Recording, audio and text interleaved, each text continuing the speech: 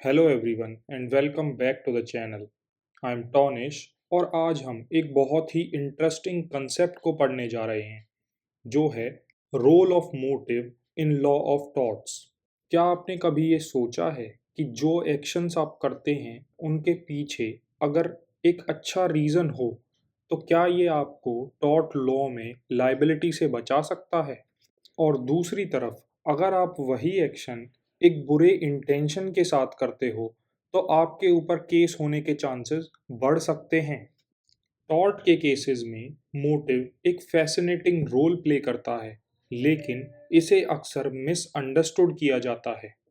आज की इस वीडियो में हम ये देखेंगे कि मोटिव होता क्या है, ये लाइबिलिटी को कैसे अफेक्ट करता है और कब ये एक टॉर्ट के केस में डिसीजन मेकिंग फैक्टर बन सकता है।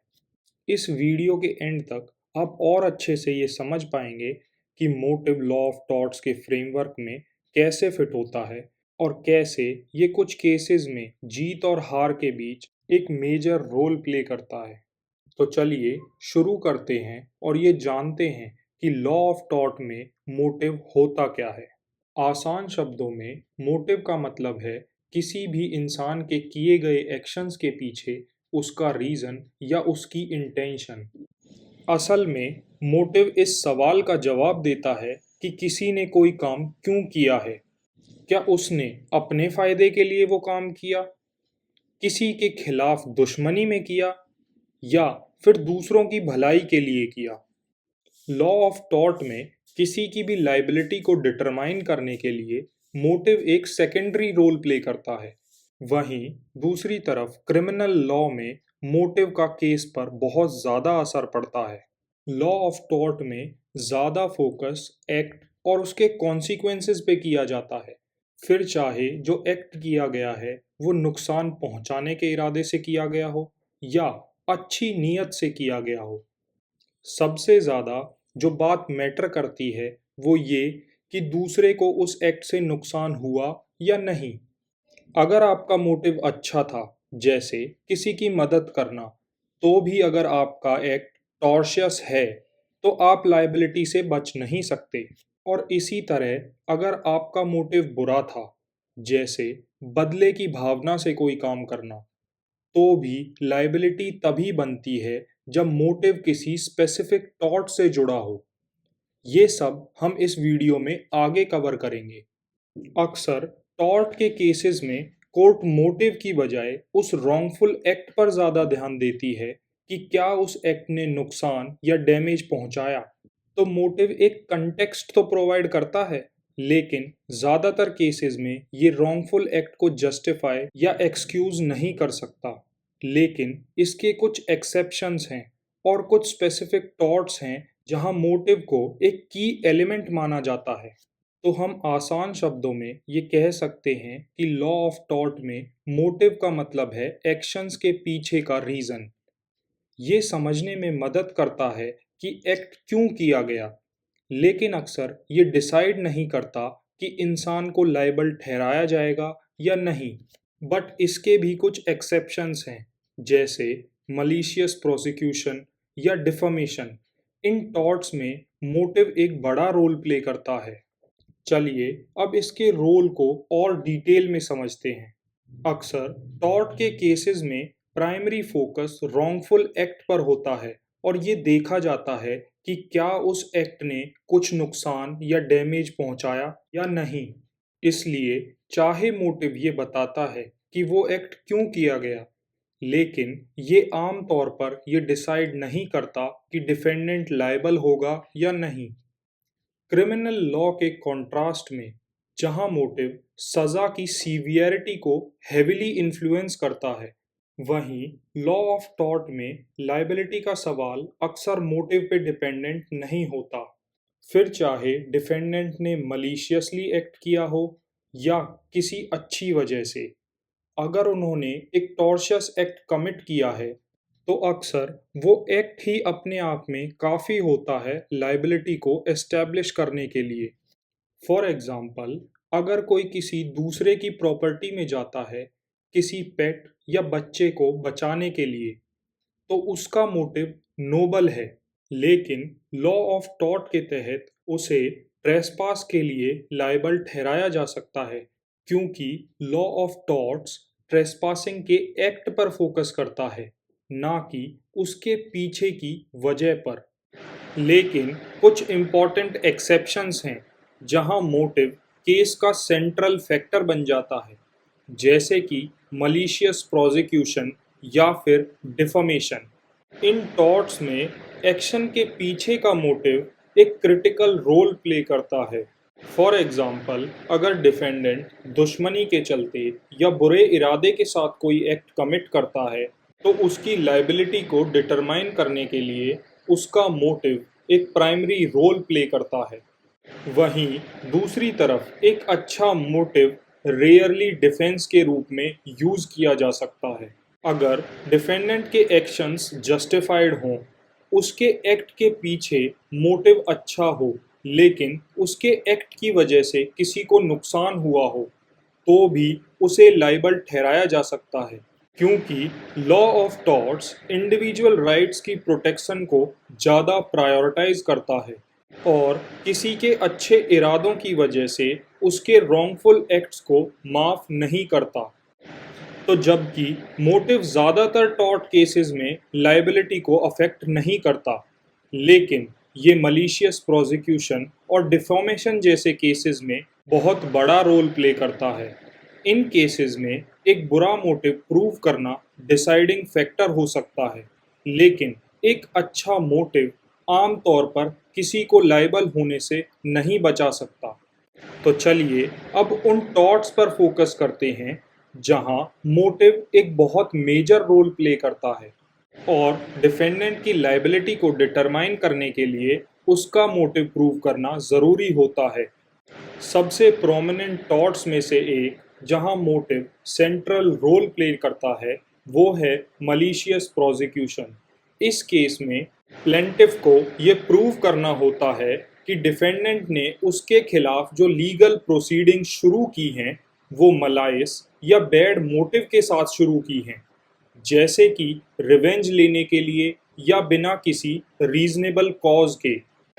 मलिशियस प्रोसिक्यूशन के क्लेम में सक्सीड करने के लिए प्लेंटिफ को दिखाना पड़ता है कि डिफेंडेंट के पास कोई रीजनेबल या प्रोबेबल कॉज नहीं था उन प्रोसीडिंग्स को शुरू करने के लिए, और उन्होंने सिर्फ बैड इंटेंशन के साथ ये एक्शन लिया।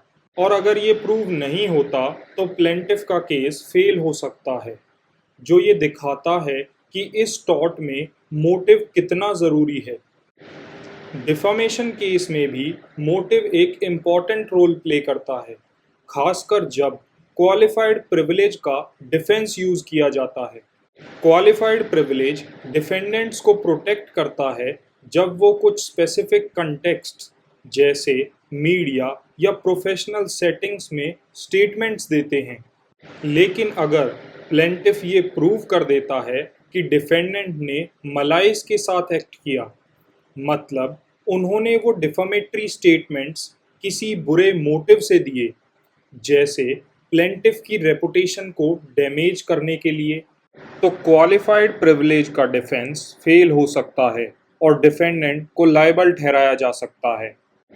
कुछ ट्रेसपास या फिर न्यूसेंस के केसेस में भी मोटिव लॉफुल कंडक्ट को टॉर्शियस एक्ट बना सकता है, जैसे कि अगर कोई किसी की प्रॉपर्टी में इंटेंशनली ट्रेसपास करता है ताकि वो उस प्रॉपर्टी के ओनर को तंग कर सके या उसे नुकसान पहुंचा सके, तो कोर्ट ऐसे केस में उस ट्रेसपासर पर लाइबिलिटी इम्पोज कर सकती है, फिर चाहे वो किया गया ट्रेसपास बिल्कुल माइनर ही हो। ऐसे ही न्यूसेंस के केसेस में भी मोटिव मैटर करता है। अगर कोई जानबूझकर और मलिशियस इंटेंशन के साथ किसी भी पर्सन के लैंड के यूज़ में या उसकी इंजॉयमेंट में अनरीजनेबली इंटरफेयर करता है, तो ये एक टॉर्ट बन सकता है। इससे हमें ये पता चलता है कि कैसे एक बुरा मोटिव कोर्ट को लाइबिलिटी इम्पोज करने के फैसले को कितना इन्फ्लुएंस कर सकता है। और सिमिलरली मोटिव इकोनॉमिक टॉर्ट्स में भी रेलेवेंट होता है, जैसे कि इंड्यूसिंग ब्रीच ऑफ कॉन्ट्रैक्ट या interference with business relations. In cases में अगर प्लेंटिफ ये प्रूव कर देता है कि डिफेंडेंट ने मलिशियस इंटेंशन के साथ कॉन्ट्रेक्चुअल रिलेशनशिप या फिर प्लेंटिफ के बिजनेस को डिसरप्ट करने की कोशिश की है, तो ये डिफेंडेंट की लायबिलिटी का बेस बन सकता है। तो जैसे हमने देखा, वैसे तो मोटिव आमतौर पर लॉ ऑफ टॉर्ट में लायबिलिटी को इम्पेक्ट नहीं करता, लेकिन कुछ स्पेसिफिक टॉर्ट्स जैसे malicious prosecution, defamation, trespass, nuisance और कुछ इकोनॉमिक टॉर्ट्स में मोटिव काफ़ी इम्पोर्टेंट रोल प्ले करता है। इन केसेस में अगर बुरा मोटिव प्रूव कर दिया जाता है, जैसे मलाइस के साथ एक्ट करना, तो ये डिफेंडेंट को लायबल ठहराने में एक सिग्निफिकेंट रोल प्ले करता है। चलिए अब कुछ इम्पॉर्टेंट केसेस को पढ़ते हैं जहां मोटिव ने काफ़ी क्रूशियल रोल प्ले किया है ये डिसाइड करने में कि डिफेंडेंट को लायबल ठहराया जाए या नहीं। ये सभी केसेस ये दिखाते हैं कि कोर्ट ने मोटिव के इशू को कैसे हैंडल किया है और कैसे कभी कभी मोटिव लायबिलिटी को एस्टेब्लिश करने या उसको ख़त्म करने में एक डिसाइडिंग फैक्टर बन सकता है। सबसे पहला केस है mayor of Bradford versus pickles का। इस केस में पिकल्स ने जानबूझकर अपने पड़ोसी की ज़मीन तक पानी की सप्लाई को रोक दिया, क्योंकि मेयर ने उनकी ज़मीन को खरीदने से मना कर दिया था। पिकल्स का ये एक्शन मलाइस से मोटिवेटेड था, लेकिन कोर्ट ने पिकल्स के हक में फैसला दिया। कोर्ट ने कहा कि जब तक एक्ट खुद में लॉफुल है, पिकल्स का मोटिव चाहे अच्छा हो या बुरा, उससे कोई फर्क नहीं पड़ता। ये केस दिखाता है कि बुरा मोटिव हमेशा लायबिलिटी का कारण नहीं बनता, खासकर जब डिफेंडेंट अपने लीगल राइट्स को एक्सरसाइज कर रहा हो। अगला केस है एलन वर्सेस फ्लड का। इस केस में एक ट्रेड यूनियन लीडर एलन ने एक एम्प्लॉय को कन्विंस किया कि वो कुछ वर्कर्स को डिसमिस कर दे, क्योंकि वो वर्कर्स नॉन यूनियन मेंबर्स थे। डिसमिस्ड वर्कर्स ने ये आर्ग्यू किया कि एलन ने मलाइस के साथ एक्ट किया, लेकिन कोर्ट ने एलन के हक में फैसला दिया। हाउस ऑफ लॉर्ड्स ने ये डिसाइड किया कि बेशक एलन ने बैड इंटेंशन के साथ अपने कोवर्कर को एडवाइस दी, लेकिन वो एक लॉफुल एक्ट था, क्योंकि कोई भी एम्प्लॉई अपने एम्प्लॉयर को एडवाइस कर सकता है। ये किसी भी लीगल ब्रीच के दायरे में नहीं आता। इस केस ने ये रीअफर्म किया कि सिर्फ मोटिव की वजह से कोई लॉफुल एक्ट टॉर्शियस नहीं बन जाता। लेकिन क्विन वर्सेस लीथम के केस में इसका अपोजिट आउटकम देखने को मिला। इस केस में डिफेंडेंट ने वर्कर्स को इंड्यूस किया कि वो अपने एम्प्लॉयर लीथम के साथ कॉन्ट्रैक्ट तोड़ दें। इस बार कोर्ट ने डिफेंडेंट को इंड्यूसिंग ब्रीच ऑफ कॉन्ट्रैक्ट का जिम्मेदार ठहराया, क्योंकि उसका बैड मोटिव इन्वॉल्व था। हाउस ऑफ लॉर्ड्स ने फैसला दिया कि इंड्यूसिंग ब्रीच ऑफ कॉन्ट्रैक्ट कुछ कंडीशंस के अंदर लॉफुल हो सकता है, लेकिन इस केस में डिफेंडेंट के एक्शंस के पीछे मलिशियस इंटेंशन थी, जिसकी वजह से उसे लायबल ठहराया गया। ये केस दिखाता है कि कैसे मोटिव एक अदरवाइज परमिसिबल एक्शन को टॉर्शियस बना सकता है।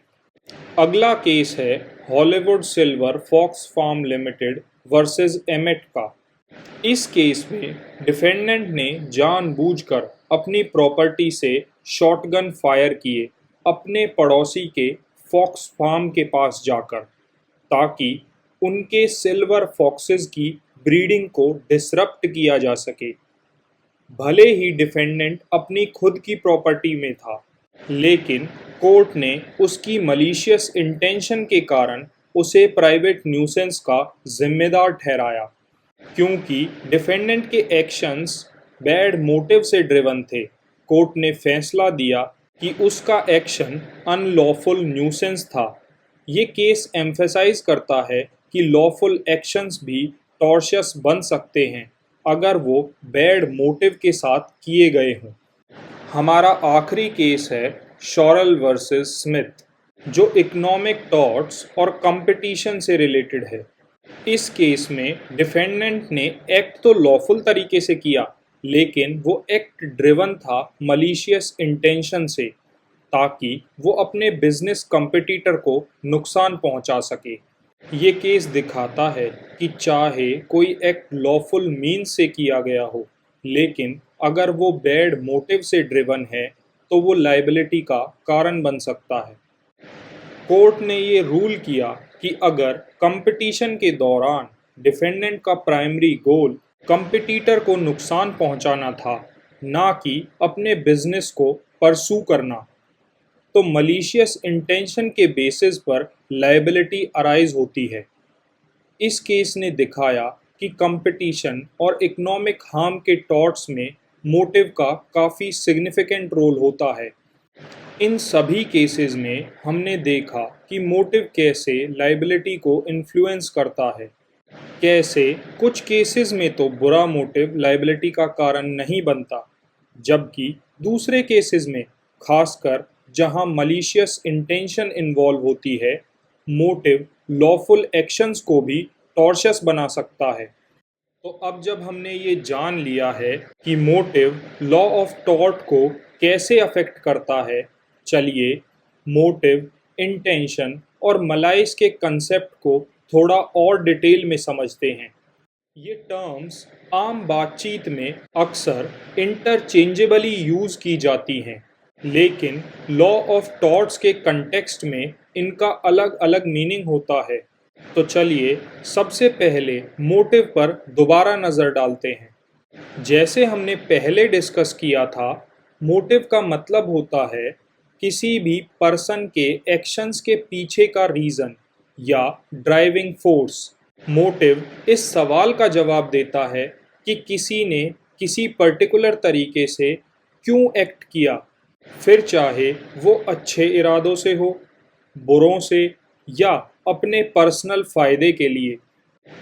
यानी लॉ ऑफ टॉर्ट में मोटिव डिफेंडेंट के एक्शंस का कंटेक्स्ट देने का काम करता है, लेकिन ये हमेशा लायबिलिटी को डिसाइड नहीं करता, सिवाय कुछ स्पेसिफिक केसेस जैसे कि मलिशियस प्रोसिक्यूशन या डिफमेशन, जहां मोटिव लायबिलिटी प्रूव करने के लिए की रोल प्ले करता है।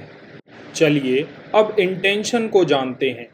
मोटिव के कॉन्ट्रास्ट में, जो किसी पर्सन ने क्यों एक्ट किया इस पर फोकस करता है, इंटेंशन इस बात पर फोकस करता है कि उस पर्सन ने अपने एक्शन से क्या हासिल करने की कोशिश की। ये एक्शन के डिजायर्ड आउटकम को दिखाता है। लॉ ऑफ टॉर्ट में इंटेंशन मोटिव से ज़्यादा सिग्निफिकेंट होता है, क्योंकि ये सीधा लायबिलिटी से जुड़ा होता है। किसी भी इंटेंशनल टॉर्ट में, जैसे बैटरी या असॉल्ट, डिफेंडेंट की इंटेंशन यानी कि उसकी नुकसान पहुंचाने की मंशा केस का सेंट्रल एलिमेंट होती है। चलिए अब मलाइस की बात कर लेते हैं। लॉ ऑफ टॉर्ट में मलाइस का मतलब होता है दूसरे व्यक्ति के प्रति इल विल या दुश्मनी के साथ एक्ट करना। इसमें जानबूझकर किसी को नुकसान पहुंचाने का इरादा होता है, भले ही एक्ट खुद लॉफल तरीके से किया गया हो। जैसे डिफमेशन या मलिशियस प्रोसिक्यूशन के केसेस में कोई एक्ट बेशक पहले प्रोटेक्ट किया जा रहा था, लेकिन अगर मलिशियस इंटेंशन प्रूव कर दी जाती है तो वो टॉर्शियस बिहेवियर बन सकता है। फॉर एग्ज़ाम्पल, अगर किसी ने डिफमेटरी स्टेटमेंट मलिशियस इंटेंशन से दी हो तो लाइबिलिटी के चांसेस ज़्यादा हो जाते हैं। चलिए अब देखते हैं कि ये कंसेप्ट्स कैसे इंटरैक्ट करते हैं। मोटिव हमें ये बताता है कि किसी ने क्यों एक्ट किया। इंटेंशन फोकस करता है कि उसने अपने एक्ट से क्या अचीव करना चाहा, और मलाइस दिखाता है कि किसी व्यक्ति की इल विल या बिटरनेस उसके हार्मफुल एक्शंस को डिराइव कर रही है। मोटिव कुछ स्पेसिफिक टॉर्ट केसेस में एक इम्पॉर्टेंट कंटेक्स्ट प्रोवाइड कर सकता है, लेकिन इंटेंशन और मलाइस अक्सर ज़्यादा सेंट्रल होते हैं लाइबिलिटी को डिटरमाइन करने में। फॉर एग्जाम्पल, अगर कोई जानबूझकर किसी को नुकसान पहुंचाता है या मलिशियस इंटेंशन से एक्ट करता है, तो उस व्यक्ति के लायबल होने के चांसेस काफ़ी ज़्यादा हो जाते हैं। तो आसान शब्दों में हम ये कह सकते हैं कि मोटिव एक्शन के पीछे का रीज़न होता है, वहीं इंटेंशन एक्शन का एम या पर्पस होता है, और मलाइस वो इलविल या दुश्मनी होती है जो हार्मफुल बिहेवियर को डिराइव करती है। चलिए अब जानते हैं कि आज के प्रेजेंट टाइम्स में लॉ ऑफ टॉर्ट में मोटिव इतना इम्पोर्टेंट क्यों है। हालांकि मोटिव ज़्यादातर टॉर्ट केसेस में प्राइमरी फैक्टर नहीं होता, लेकिन कुछ स्पेसिफिक सिचुएशंस में ये इम्पोर्टेंट रोल प्ले करता है, खासकर जब लीगल स्टैंडर्ड्स और सोसाइटल वैल्यूज़ इवॉल्व हो रही हैं। एक रीज़न कि मोटिव आज के प्रेजेंट टाइम्स में भी लॉ ऑफ टॉर्ट में रेलेवेंट है, ये है कि ये डिफेंडेंट के एक्शंस का कंटेक्स्ट प्रोवाइड करता है, जो कोर्ट को फेयर डिसीजन लेने में मदद करता है। वैसे तो मोटिव अकेला लायबिलिटी को डिसाइड नहीं कर सकता, लेकिन ये रॉन्गफुल एक्ट के आसपास के सर्कमस्टांसेस को समझाने में कोर्ट की मदद कर सकता है। फॉर एग्जाम्पल, क्वालिफाइड प्रिविलेज या न्यूसेंस जैसे केसेस में कोर्ट ये देख सकता है कि डिफेंडेंट ने मलिशियस इंटेंशन से एक्ट किया या किसी लेजिटिमेट रीज़न से। ये कंसीडरेशन कोर्ट को एक ऐसा डिसीजन लेने में मदद करता है जो सिर्फ एक्ट को नहीं बल्कि ब्रॉडर कंटेक्स्ट को भी रिफ्लेक्ट करता है। आजकल इंटरनेशनल और इकोनॉमिक टॉर्ट्स के बढ़ते हुए केसेस के साथ मोटिव की इम्पोर्टेंस भी बढ़ गई है। इन केसेस में अगर प्लेंटिफ ये साबित कर दे कि डिफेंडेंट ने मलिशियसली इंटेंट या बैड मोटिव के साथ एक्ट किया, तो लायबिलिटी एस्टैब्लिश करने में ये की फैक्टर बन सकता है। आजकल कोर्ट ऐसे केसेस से ज़्यादा डील कर रहे हैं जहां बिजनेसेस या इंडिविजुअल्स जानबूझकर कंपटीटर्स को नुकसान पहुंचाते हैं या कॉन्ट्रैक्ट्स में इंटरफेयर करते हैं। यहाँ डिफेंडेंट को लायबल ठहराने के लिए बैड मोटिव को प्रूव करना एसेंशियल हो सकता है।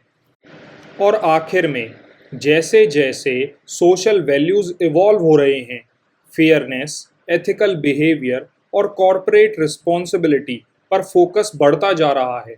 आजकल कोर्ट्स मोटिव को ज़्यादा कंसीडर करते हैं जब टॉर्शियस एक्शन के ब्रॉडर इम्पैक्ट को एसेस करना होता है, खासकर जब पब्लिक ट्रस्ट या इकोनॉमिक स्टेबिलिटी दाव पर होती है। आज के प्रेजेंट टाइम्स में जहां मलाइस, ग्रीड या बैड फेथ से ड्रिवन एक्शंस का काफ़ी दूर तक असर हो सकता है, कोर्ट्स मोटिव को देखते हुए अपने डिसीजंस बनाते हैं। ये इंश्योर करता है कि लीगल सिस्टम फेयर रहे और मॉडर्न वैल्यूज़ को रिफ्लेक्ट करे। तो आज के इस डिस्कशन को कंक्लूड करते हुए हम ये कह सकते हैं कि मोटिव एक एक्ट का कंटेक्स्ट प्रोवाइड करता है, लेकिन टॉर्ट के केसेस में लायबिलिटी को ऑफ्टन इंटेंशन और मलाइस ड्राइव करते हैं, और कोर्ट्स मोटिव को फेयरनेस इंश्योर करने के लिए एक टूल के रूप में यूज करते हैं, ताकि इंडिविजुअल राइट्स और ब्रॉडर पब्लिक इंटरेस्ट के बीच एक बैलेंस क्रिएट किया जा सके, खासकर डिफमेशन और मलिशियस प्रोसिक्यूशन जैसे केसेस में। तो अगर आपको ये वीडियो हेल्पफुल लगा तो इसे लाइक करें, अपने दोस्तों के साथ शेयर करें और चैनल को सब्सक्राइब करें। थैंक यू फॉर वॉचिंग, और मिलते हैं अपनी नेक्स्ट वीडियो में जहां हम लॉ ऑफ टॉर्ट के एक और कंसेप्ट को डिस्कस करेंगे।